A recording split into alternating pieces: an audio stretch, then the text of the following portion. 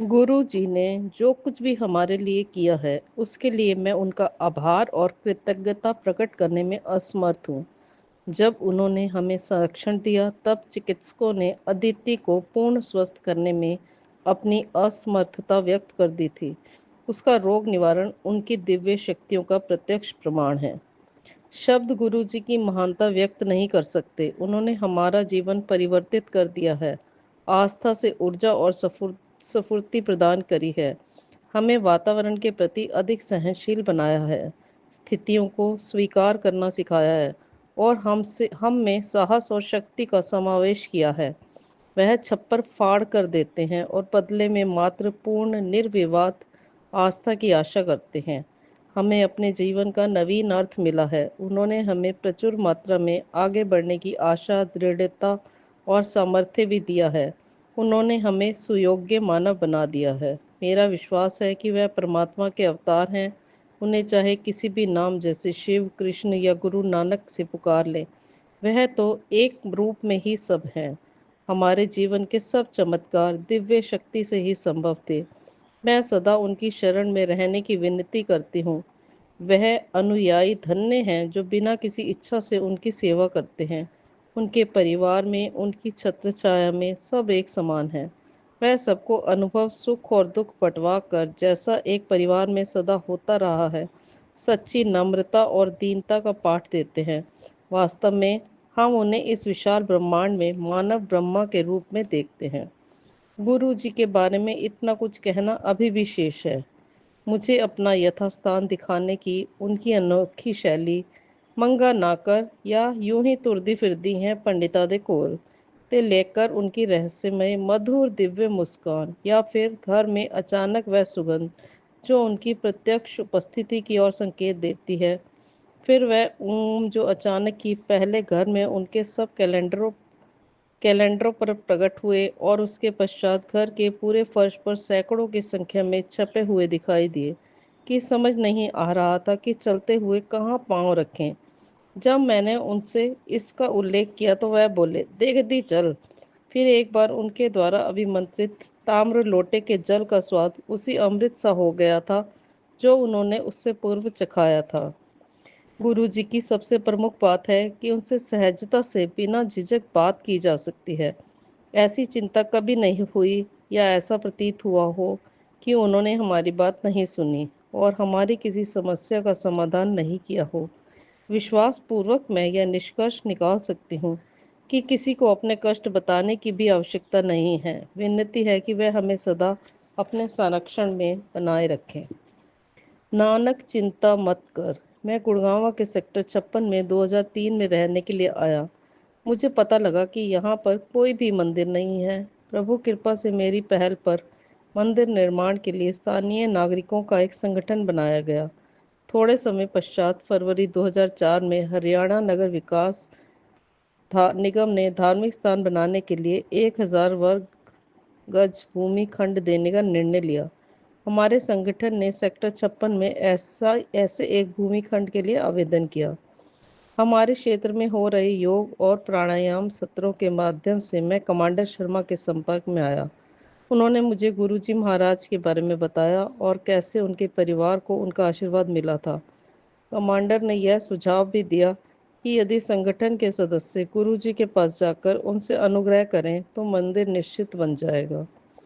उसके पश्चात 25 जुलाई 2004 को कमांडर शर्मा के साथ मैं पहली बार बड़े मंदिर गया। उसी दिन शाम को मैं अपनी पत्नी प्रीति के साथ गुड़गांव में श्री मदन के घर पर आयोजित एक सत्संग में गया। वहाँ पर कई अनुयायियों ने गुरुजी से संबंधित अपने संस्मरण सुनाए। संगत के सदस्य गुरुजी के चित्र के समक्ष अत्यंत प्रेम और श्रद्धा से नतमस्तक हो रहे थे। मुझे लगा कि यह क्या, गुरुजी का प्रचार करने का अपना ढंग है, परंतु मैंने इसे अपने विचारों तक ही सीमित रखा। 4 दिन पश्चात संगठन के प्रमुख कार्यकर्ता कमांडर शर्मा के साथ गुरुजी के दर्शन हेतु एम्पायर स्टेट गए। मुझे वहाँ का वातावरण अत्यंत सौम्य लगा। लंगर करने के पश्चात चलने से पूर्व हमने गुरुजी को अपना उद्देश्य बताया तो उन्होंने अपना आशीर्वाद दिया और कहा कि मंदिर बन जाएगा। कमांडर शर्मा अति प्रसन्न हुए। उन्हें पता था कि गुरुजी के आशीर्वाद के पश्चात हरियाणा नगर विकास निगम से भूमि मिल जाएगी और मंदिर का निर्माण भी पूरा हो जाएगा।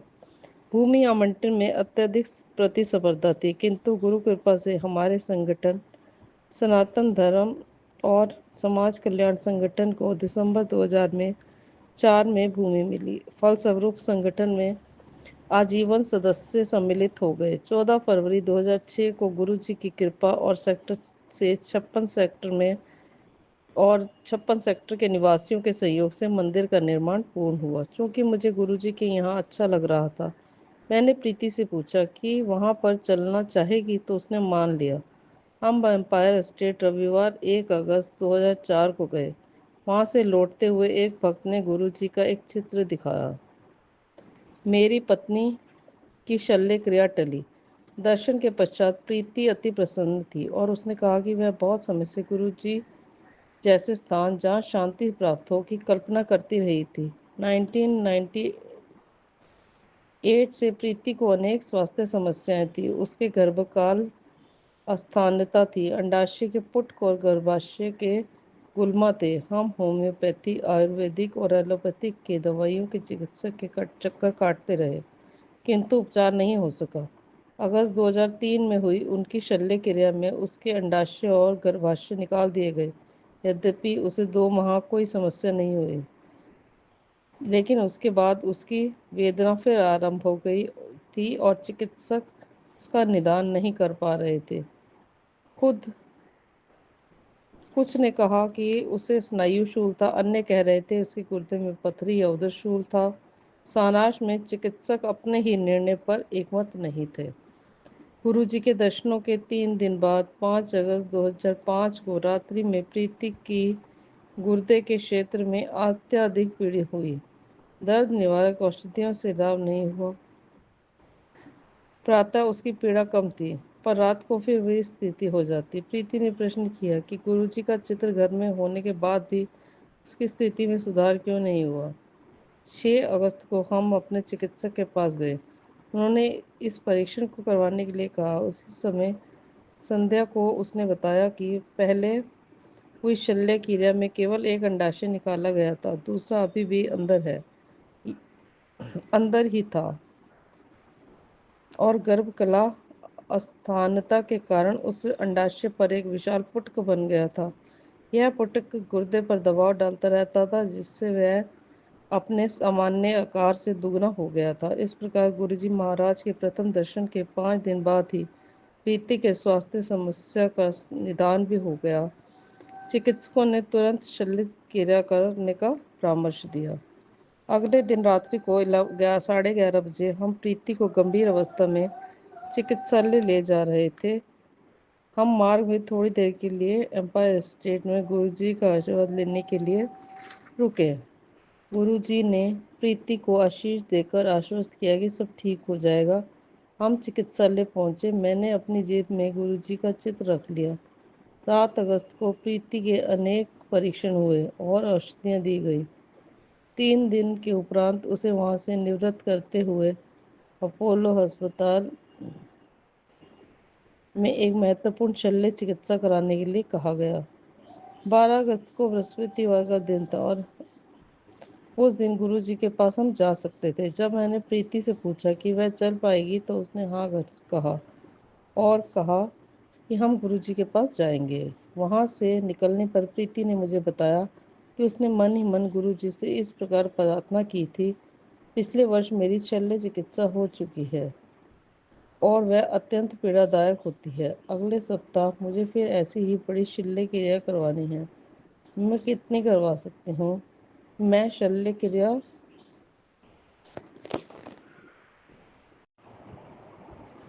जय गुरु जी। आस्था की दृष्टि से गुरु जी के कमल चरणों में मेरा सादर नमन। अपने जीवन में हुए समस्त चमत्कारों के लिए भरे मन से मैं गुरु जी को सम्मान एवं आभार प्रकट करती हूँ। हम उनके अत्यंत कृतज्ञ हैं, क्योंकि उन्होंने हमें अपनी छत्र छाया में स्वीकार किया है। वह ईश्वर के अवतार हैं, शिव के मूर्त स्वरूप और साथ ही अत्यंत मानवीय, मिलनसार, उदार, दिव्य ऊर्जा हैं। जो हमारा सही मार्गदर्शन कर झूठे रीति रिवाजों और रूढ़िवाद से उठने को प्रेरित करते हैं। उन्होंने हमें जीवन, धर्म और आस्था को समझने का एक विभिन्न अर्थ प्रदान किया है। यह सब कुछ अति सहज हो गया है। बहुत सौभाग्यशाली है वह दिन जब हम पहली बार गुरु जी की शरण में पहुंचे थे। जब पहली बार मेरे पिता उनके पास गए थे, उन्होंने हमारे बारे में प्रश्न किया था। उन्हें पता था कि मेरे पति कहाँ पर कार्यरत हैं और मेरी बेटी को क्या रोग है। रूबेला के लक्षण। यह अप्रैल 1965 की घटना है। मैं प्रसन्न हो गई। मेरी गर्भावस्था के पहले तिमाही में मुझे जर्मन खसरा हो गया था। अतः अदिति को जन्म से ही अनेक समस्याएं थी, जिसके कारण उसमें दृष्टि दोष था। जन्मजात मोतियाबिंद के कारण उसे लघु ऑप्थेल्मिया, लघु शुक्ल निस्तेगमस और अधिमंत जैसी जटिल समस्याएं उत्पन्न हो गई। अपने छोटे से जीवन के प्रथम 2 वर्षों में उसकी आंखों की 5 शल्य क्रियाएं तो हो चुकी थी, 3 मोतियाबिंद के लिए और शेष 2 अधिमंत के लिए। इतना सब कुछ होने के बाद भी उसकी दृष्टि में कोई विशेष अंतर नहीं आया था। अखिल भारतीय आयुर्वेद संस्थान के चिकित्सकों को भी कोई विशेष आशा नहीं थी। उनके अनुसार क्योंकि उसका दृष्टिपटल क्षतिग्रस्त था, वह कभी भी पूरी तरह से स्पष्ट देख पाएगी, इसकी संभावना बहुत कम थी। इस दृष्टि दोष के अलावा उसके हृदय की एक धमनी, जो जन्म के बाद बंद होनी चाहिए थी, बंद नहीं हुई थी। अतः उसे पीडीए नामक रोग भी था। यह उसके तीसरे वर्ष में शल्य क्रिया द्वारा ठीक किया गया। इन सब समस्याओं के कारण उसका विकास बहुत धीमी गति से हो रहा था। शारीरिक व्यायाम प्रक्रियाओं की सहायता से उसने 3 वर्ष की आयु में चलना प्रारंभ किया, तो हमने उसे स्कूल भेजना आरंभ कर दिया। मनोवैज्ञानिक परीक्षणों में पता लगा कि उसका बौद्धिक स्तर केवल 70 से 75 की श्रेणी में है। मनोवैज्ञानिक ने उसे मंदबुद्धि छात्रों को पढ़ाने वाले विशेष अध्यापकों की देखरेख में रखने का प्रस्ताव दिया। गुरु जी के पास आने के पश्चात यह सब नाटकीय ढंग से परिवर्तित हो गया। उस समय अदिति 12 वर्ष की थी और साधु वासवानी स्कूल के विशेष विभाग में पढ़ती थी। अपने पिता के माध्यम से गुरु जी का आदेश प्राप्त करने के उपरांत हम ग्रेटर कैलाश में गुरु जी के मंदिर पहुंचे। यह एक अनोखा अनुभव था। हमने कभी ऐसे मनमोहक और स्वयं की ओर आकर्षित करने वाले गुरु नहीं देखे थे। गुरु जी हमें कुछ विशेष दिनों को ही आने को कहते थे। उनके 5वें दर्शन के अवसर पर उन्होंने अदिति को प्रतिदिन प्रातः सूर्य नमस्कार करने और दूध में मूंगफली और उनके द्वारा अभिमंत्रित मिश्री डालकर पीने को कहा। यह 51 दिन तक करना था। 21वें दिन उसने कहा कि उसकी दृष्टि में सुधार है। हम अति आनंदित थे। शीघ्र ही गुरुजी चंडीगढ़ चले गए, जहाँ वह 3 वर्ष रहे। हमने 2 बार उनके पास जाकर अदिति के लिए कुछ करने का निवेदन किया, तो उन्होंने उत्तर दिया कि वह दिल्ली वापस आकर उसे स्वस्थ करेंगे।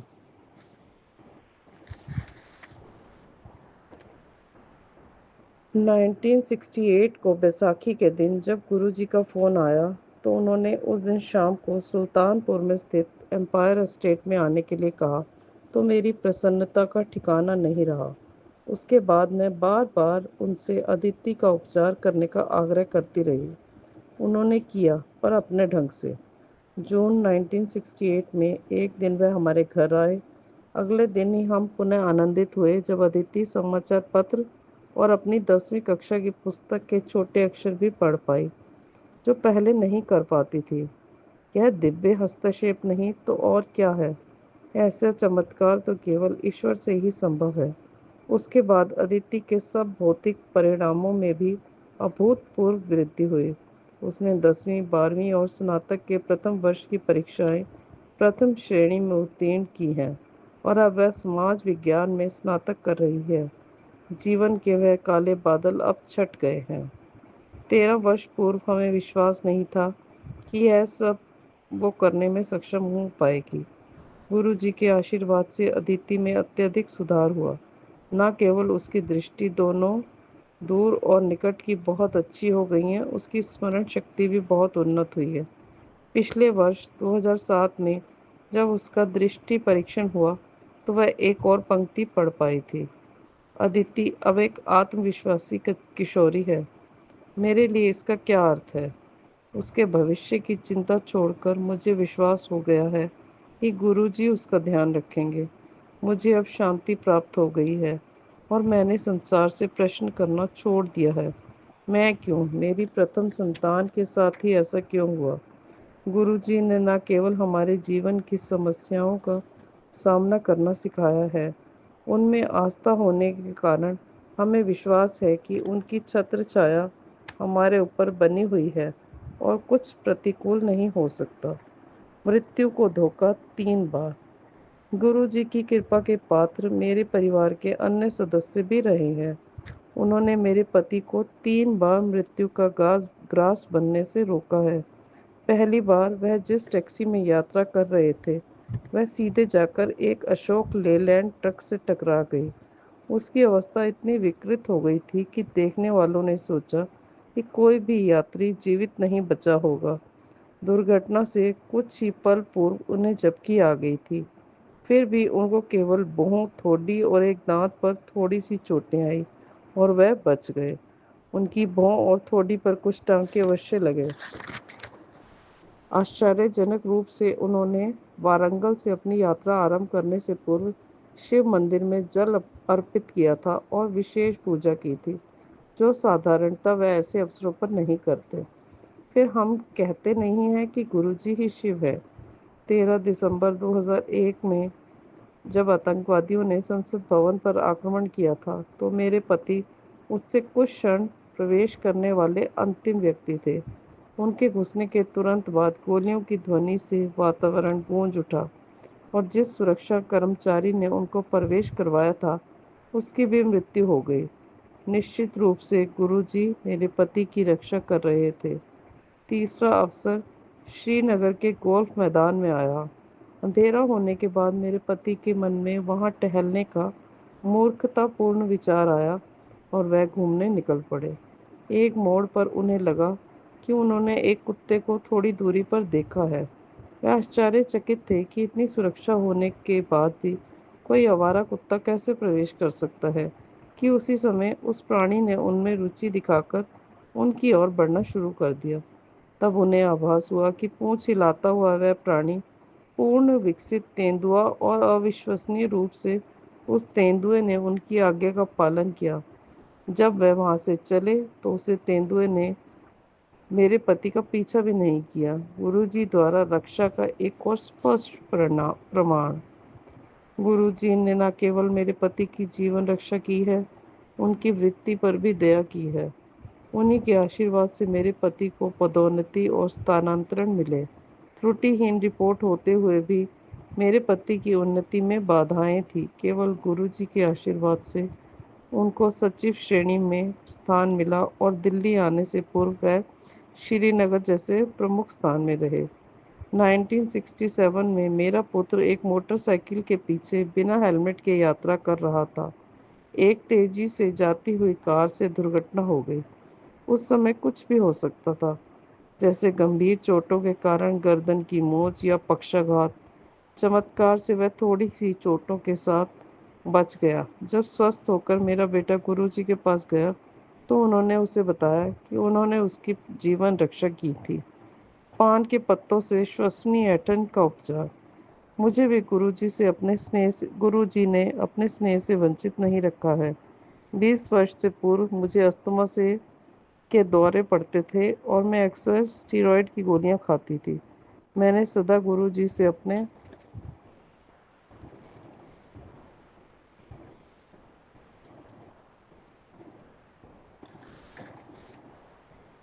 बच्चों के लिए आशीष मांगा था, पर अपनी समस्या उनके सम्मुख कभी प्रकट नहीं की थी। 3 वर्ष पूर्व मुझे अचानक आभास हुआ कि मेरा श्वास रोग समाप्त हो गया है। गुरुजी ने बताया कि उन्होंने मुझे स्टीरॉयड से मुक्त कर दिया है, जो सत्य है क्योंकि उसके बाद मुझे कभी उनकी आवश्यकता ही नहीं पड़ी है। 3 ग्रीष्म ऋतुओं ऋतुओं से मुझे हल्का ज्वर रहने लगा था। जो 6 मास तक रहता था और मुझे शक्तिहीन कर देता था। रक्त परीक्षण कैंसर या तपेदिक की ओर संकेत दे रहे थे। चिकित्सकों ने अन्य परीक्षण करवाने को कहा। मेरे पति ने मेरी समस्या का उल्लेख गुरुजी से किया तो उन्होंने प्रतिदिन अभिमंत्रित पान के पत्ते सिर के नीचे रखकर सोने को कहा। कुछ ही दिन में मेरा ज्वर कभी वापस नहीं आने के लिए विलीन हो गया। स्वप्न दर्शन। अपने परिवार पर गुरुजी की दया दृष्टि का मैं लगातार वर्णन कर सकती हूँ। उन्होंने मेरे माता और पिता को कैंसर से मुक्त किया है। मेरे पिता उनके पास 1965 में अपनी कैंसर की शल्य क्रिया के पश्चात गए थे। उसके बाद उन्हें कभी यह रोग नहीं हुआ। यद्यपि परिवार में उसकी अनेक दुखद घटनाएं हुई हैं। मेरी मां को उनकी शल्य क्रिया के पश्चात कभी कीमोथेरेपी की आवश्यकता नहीं पड़ी। शल्य क्रिया की पूरी अवधि में उन्हें लगा कि गुरुजी ने उनका हाथ पकड़ा हुआ है। गुरुजी के दर्शन के समय उन्होंने उन्हें एक गुलाबी और स्वर्ण रंग की साड़ी भी दी। गुरुजी ने अक्सर हमें स्वप्न में दर्शन दिए हैं। एक बार मेरे पुत्र आशुतोष को स्वप्न आया कि गुरुजी के दर्शन करते हुए उन्होंने अपने साथ बड़े मंदिर में चलने के लिए कहा। जब किसी कारणवश गुरुजी वहां नहीं गए तो हम वापस घर आ गए। गुरुजी ने आशुतोष से उसके फोन पर बात करके प्रश्न किया कि हम बड़े मंदिर क्यों नहीं गए। फिर उन्होंने कहा कि वह उसे कुछ दिखाएंगे। उसके बाद जो हुआ वह दिव्य दर्शन है। उसने हमारे प्रांगण में अपनी सुदूर जाती एक भव्य आकृति देखी। जानने को उत्सुक कि वह कौन है, उसे शिव की जटाएं और त्रिशूल दिखाई दिए। फिर वह आकृति उसकी ओर मुड़ी। फिर शिवजी ने पहले हनुमान और उसके बाद गणेश के रूप धारण कर लिए। हमारे पुत्र को वास्तव में आशीष प्राप्त हुआ है। जय गुरु जी।